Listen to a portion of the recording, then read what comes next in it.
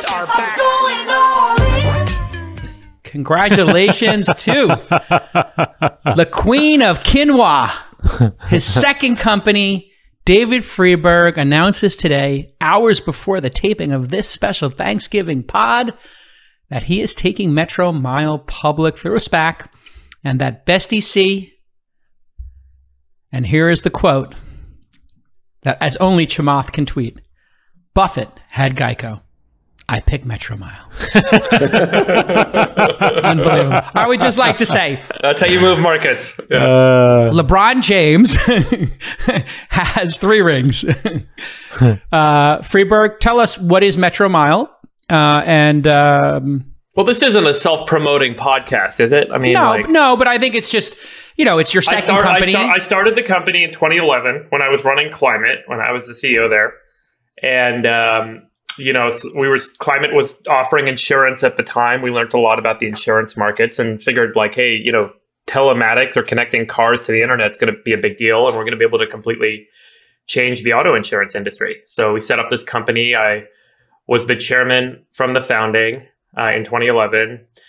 And, been chairman, and I've been an active investor in the business in every round since then. So the business has built some, really compelling value proposition for customers. And, it's got really good unit economics, and it's, needed its last round of capital to get profitable. And it turns out, as we were thinking about that this summer, that a SPAC was a really good path for the business, given the inflection point it's at.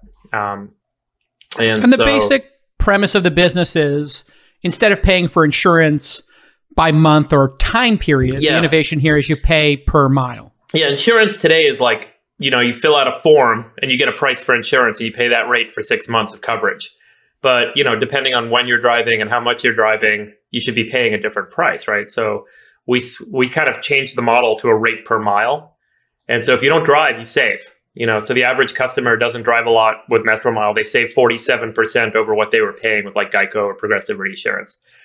And you do that with that ODB port? It's ODB the little port? plug-in device. And increasingly, we're actually doing it directly by connecting to cars, direct through Ford, and a couple other big automotive OEMs now have this ability to send the data directly out of the car because they're all internet connected now. So that allows us to just basically, see how many miles you're driving, and the rate per mile is what we bill you each month times the number of miles you drove on your card. And you didn't mention how you drive.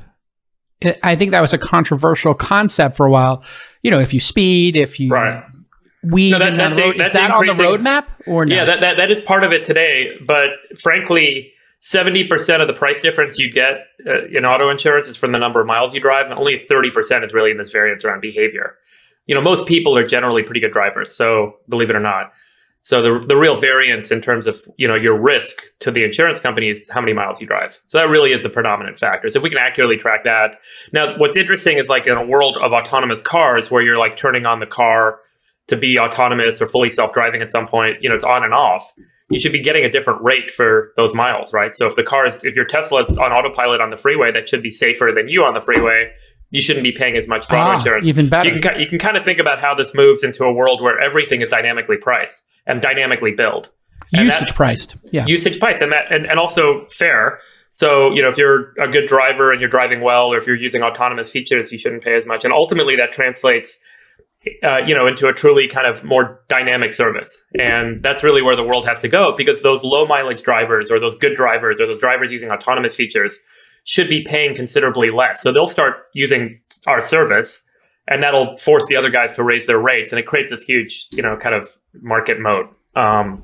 Great. And we're in the very early days. I mean, it's like the first inning still. So we're just getting going. Chamath, you chose to do a pipe with the SPAC. Explain to the audience what a pipe is for people who don't know, and what you loved about Metromile. Sure. I think what is a pipe? A pipe is a private investment in a public enterprise, and basically what that means is that you're making the round bigger, right? So it's kind of like Sequoia does your Series A and invests 10 million. I would come in and put another 10 million, and now your Series A is 20 million. Same terms as the as Sequoia's round, except you're now just grossing up the amount of capital. Why is that helpful? Well, what it does is it allows somebody to price the deal. So in this case, David's SPAC sponsor priced the deal, did the diligence, and decided to underwrite Metromile at that price. And then they came to me and said, hey, do you want to come and join this round, essentially?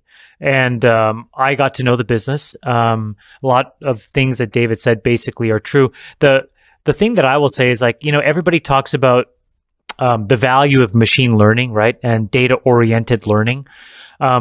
The most obvious thing that you can do is, if you learn on top of a huge subset of data, especially out in the real world, like driving data or any other kind of information, is you should be taking risk on top of it. And this is why sort of these next generation insurance companies to me are so interesting, because it's probably where you're going to see machine learning be used at just massive scale, because you're just going to reprice risk and make it, as David said, much more dynamic. So anyways, they showed it to me. I really like the product. The metrics are really amazing. And so I joined.